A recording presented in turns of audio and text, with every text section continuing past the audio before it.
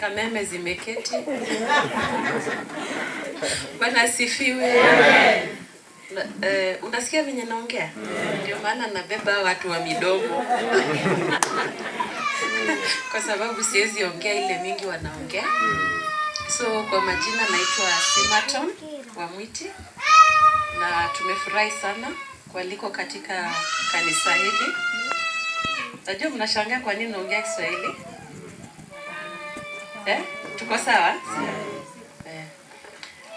Lucy, asante. I met you, nilikupata, tukaingiana, ukatuombea. Kuanzia wakati tulichukua hiyo kiti mpaka wa saa hii bado huwa tunaongea. Na asante kwa kutushikilia kwa maombi, na kanisa asante kwa kutushikilia kwa maombi.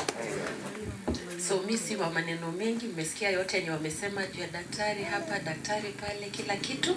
Yangu ni kidogo tu kusema huwa tunatembea na kina mama, na umeambiwa mkiwa na vikundi